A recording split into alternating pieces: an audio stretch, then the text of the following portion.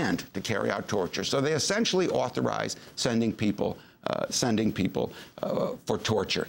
Then two of the memos, and this is pretty interesting, actually concern Jose Padilla. Jose Padilla, you remember, got off the plane in Chicago, the so-called dirty bomber, never charged with that. And when he's in a prison, the military comes to the prison door, they knock, maybe they knock, and they say, give us Jose Padilla, and they grab him. This is in America, this is in the United States. And they take him, and for 5 years they put him in a military brig. Two of the memos justify and say the president had the power to do that to Jose Padilla, an American citizen living in the United States, that the military could come in and get him. Then a couple of these memos go to parts that we haven't yet seen exposed, which I think will be a broad and vast intelligence effort in the United States, surveillance effort done by the Department of Defense under the auspices of these memos to essentially surveil and look into what all of us are doing in the United States. That hasn't come out yet completely, but it's going to be in these memos. And there's another memo on the warrantless wiretapping that essentially says the commander-in-chief can carry out warrantless wiretapping as his commander-in-chief power. And let's look at what these memos were built on. You know, first you have the question of, are we at war at all? So first you have this questionable proposition that the war against al-Qaeda, so-called war against al-Qaeda, or the global war on terror is a war at all, or shouldn't this be really a legal operation in which people are arrested and charged? So my position, of course, is this should have been done under law. But so they first make a questionable assumption about war, and then once they call it a war, they then say, well, the president's the commander-in-chief, and under war, commander-in-chief power, he can do whatever he wants. So even had this been a Second World War, he couldn't have the power that he's asserting here. I have to say that, you know, to see these memos, to put it into that they were actually instrumentalized, this is not just theoretical. This is what was happening here for 8 years, essentially a dictatorship. And then to see the response of many of the Democrats here to saying, oh, well, let's just expose it and turn the page. I mean, what we're saying is that's the way it's going to happen again, because unless you prosecute people, there's no deterrence for not doing this again. And it's out there, it's public. If you're going to do a commission, and I'm opposed completely to the Leahy type, if you're going to do one, you can't bury the issue of prosecution. You have to appoint a special prosecutor and make sure a commission of inquiry works together, because a commission can tear up and finish off prosecutions by giving immunity. And Michael, the prime author of these memos, John Yoo, what happened to him? He went back for a while, left the Bush administration, went back to Berkeley Law School to teach. What's happened with him since? First of all, I think that these memos, these most recent ones, shred any semblance, any scintilla of reputation that John Yoo ever had, that he was, you know, doing something in essentially an honest way. I mean, this finishes his reputation. I think the questions we're faced with are, is he going to be disbarred, and is he going to be prosecuted? And it's interesting, you know, two of the memos, which I didn't mention, were issued by Stephen Bradbury, who was head of the office that John Yoo was formerly in, the Office of Legal Counsel.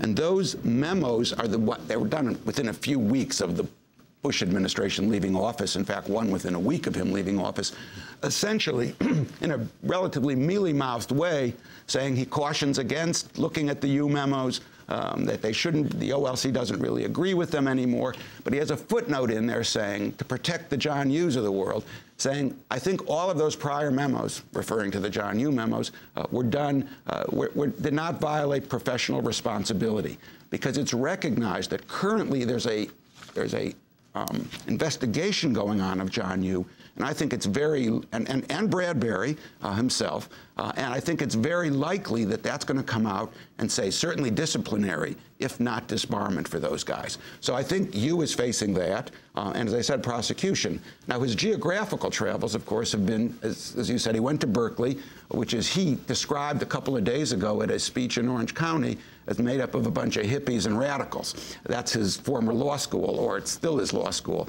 and there's been a push to get rid of him at the law school. I think he finally realizes he can't stay there, so he's teaching at some I guess, a very conservative law school in Orange County, which is, of course, the heart of law schools and others that are very conservative. So he's slowly being cornered, slowly being cornered. The one thing I should say about you, and even about the Leahy hearings, the one, you know, while I think they're a bad idea, I think one thing that could come out of them, which Rifkin, the conservative commentator, made a good point on. He says, look, you're going to expose the stuff on the record. And then while he didn't use the name of the Center for Constitutional Rights, he said, then people are going to be able to prosecute these guys in Europe because the evidence is all out there. And that's correct. As more and more information comes out and these memos come out, we're going to continue to pursue efforts in Europe and pursue prosecution at home. The Center actually currently has a campaign, if people go to our website, to actually tell Leahy, this is not enough, we want prosecution. Where is Donald Rumsfeld? Well, you know, he and Rice, right? They're, you know, what is California? What is, like a magnet for right-wingers?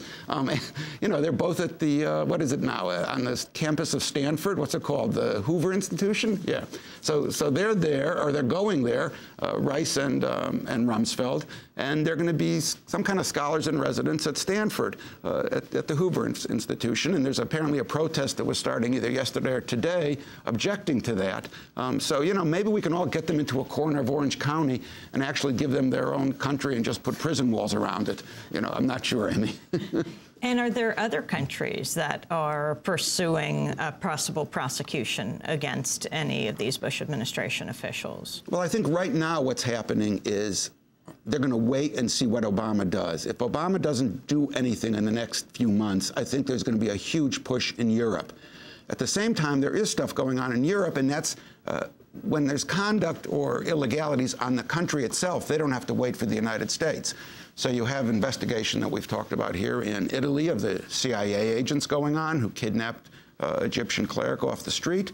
In Spain, you have a... Explain that. You have CIA officers being tried in absentia in Italy. That's correct. There were 24 CIA officers involved in a conspiracy to kidnap an Egyptian cleric off the streets of Milan. There's an independent prosecutor in Italy who has been running a trial now for probably a year or more, in which testimony is being taken on what those CIA agents have done. I think there's arrest warrants issued for a number of those people throughout Europe. So that's one relatively successful effort in Italy. And again, if you look at it, they actually kidnapped someone and violated the sovereignty of Italy, so they went after them. Spain, likewise, has an investigation going on with the court, a judge, because the rendition flights landed in Majorca, they landed in Spain, and so Spain looked at its territory has been violated. So that's going on. But I think overall what we're seeing here is, I mean, from my perspective, we're seeing actually more push for prosecutions than I actually expected. That the American public, it seems, is not really giving the sort of Obama line, let's look forward and not backward. Of course, to me, prosecutions is looking forward because that's how you present prosecution, that's how you prevent torture in the future. So I think we're seeing a much greater push.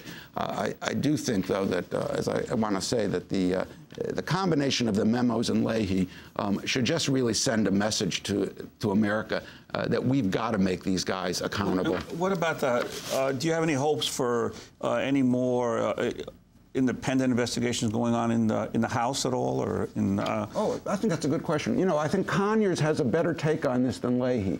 Conyers does want a commission or an investigation set up, but his material also talks about accountability and prosecutions. I think if you had a commission here, not a commission, I would never call this a Truth Commission. I mean, this is not South Africa. This is not, you know, an emerging democracy from, you know, Chile or something. This is supposedly was a functioning democracy. In that case, you don't need, quote, a Truth Commission. What you need is a commission of inquiry that's going to lead to prosecutions. And I think that's much more what Conyers is looking for. I'm sure he's in favor of prosecutions. And, you know, there's a huge effort, a grassroots effort out there. There's petitions, hundreds of thousands of people have signed this stuff. Finally, Maher Arar, the Center for Constitutional Rights, Michael Ratner, has represented this Canadian citizen who was sent by the United States when he was transiting through JFK Airport, took him, held him in detention, then sent him to Syria, where he was tortured, eventually got back to Canada. Tell us what is happening. This is a new administration, the Obama administration. What's happened with this case? He was awarded $10 million by the Canadian government? He was awarded $10 million, completely cleared. As of the end of the Bush administration, he was still on the terrorist list for prohibiting him getting into this country. And there's a major lawsuit that the center has pending. We're awaiting word from that from the Second Circuit here in New York.